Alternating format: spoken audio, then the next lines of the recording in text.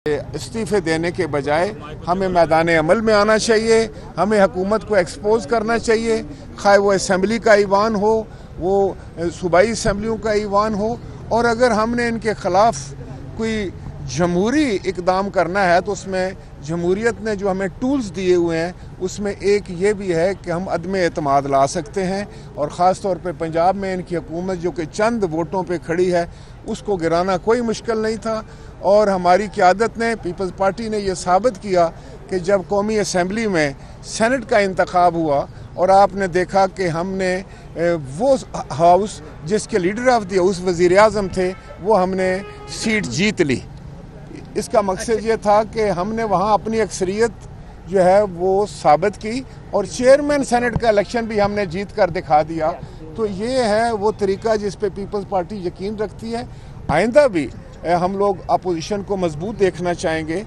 आजकल भी जब हाउस में कोई बात होती है तो अपोजिशन इकट्ठे ही फैसले करती है। जो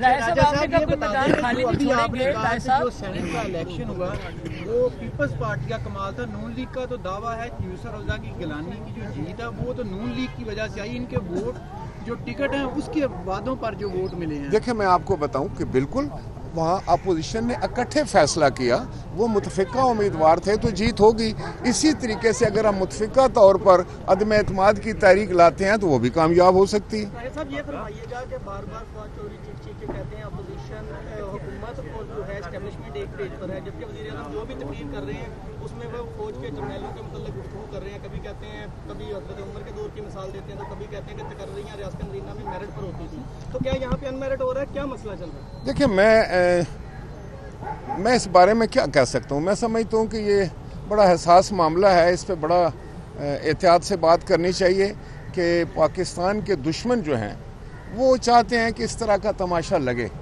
और मुझे अफसोस इस हुकूमत पे है जिसने अपनी नासमझी की वजह से, ना तजर्बाकारी की वजह से, मैं समझता हूँ कि मामले को उलझा दिया। अपने कौमी सलामती के इदारों का कोई हुकूमत भी, कोई लीडर भी, कोई वज़ीर आज़म जो है वो किसी तौर पर भी तमाशा नहीं बना सकता। तो इसमें तो मेरी ये ख्वाहिश होगी कि फौरी तौर पर इस मामला ये हल होना चाहिए और इसमें अबहम जो है वो किसी तौर पर भी काबिल कबूल नहीं है। राय साहब, आपने कहा कोई इंतखाबी मैदान खाली नहीं छोड़ेंगे। आप एक साबका कुलीग की डेथ की वजह से लाहौर में एक नशिस्त जो है वो खाली है। दोनों पार्टियों ने अपने अपने उम्मीदवार दे दिए हैं, आपने अभी अपना उम्मीदवार जो है वो खड़ा नहीं किया। क्या ये मैदान खाली छोड़ेंगे आप? नहीं, मैं नहीं समझता कि हमने अभी तक उम्मीदवार नहीं दिया। अभी तो परसों ही मेरा ख्याल ऐलान हुआ है। जी हाँ, कल से कागजात शुरू हुए हैं। तो इंशाअल्लाह ताला आप देखेंगे पाकिस्तान पीपल्स पार्टी भरपूर तरीके से इंतखाब में हिस्सा लेगी, भरपूर तरीके से, और हम ये इलेक्शन लड़ेंगे। इस हल्के में पाकिस्तान पीपल्स पार्टी का जो है वो एक बहुत बड़ा असर है।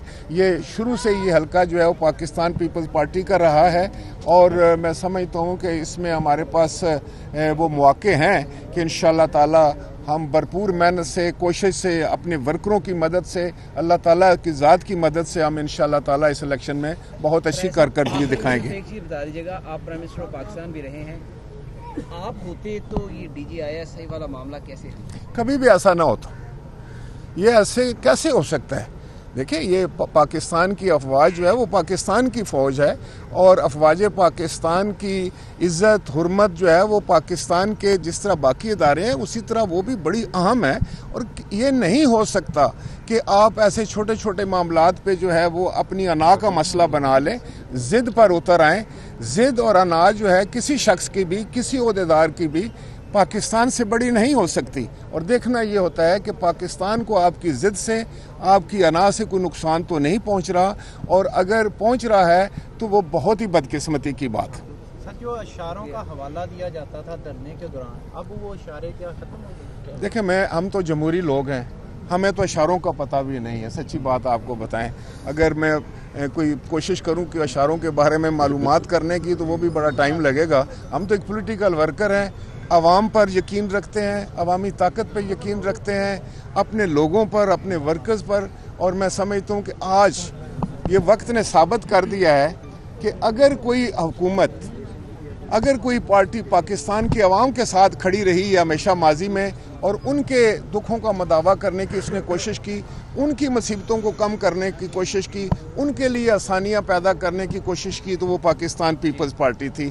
खाए वो कीमतें मुस्तहकम करने के हवाले से हो, खाए आम आदमी की तनख्वाह बढ़ाने के हवाले से हो, खाए पेंशनें बढ़ाने के हवाले से हो, खाए बेनज़ीर इनकम सपोर्ट प्रोग्राम शुरू करने के हवाले से हो, खाए कौमी अदारों में जो है वो लोगों को हिस्सेस देने के हवाले से हो, खाए वो जो गैर मुस्तकिल आर्जी मुलाजमीन थे उनको मुस्तकिल करने के हवाले से हो, या लाखों लोगों को नौकरी देने के हवाले से हो, ये कारनामा तो सिर्फ पाकिस्तान पीपल्स पार्टी नहीं किया है और इंशाल्लाह करती रहेगी। राजा साहब, peoples party supremacy of civilian supremacy की बात जो है करती रही है, आपका स्ट्रॉन्ग चैनल अपनी पार्टी का। आज इमरान खान सिविल सुप्रीमेसी की बात कर रहे हैं कि DGIS की तकर्री है वो नियम का इख्तियार है, तो पीपल्स पार्टी साथ क्यों नहीं देगी? देखिए, मैं आपको बताऊं, मैं सिर्फ इतना कहूंगा कि क्या ये तकर्रियाँ जो हैं चौक में बैठ के होती हैं?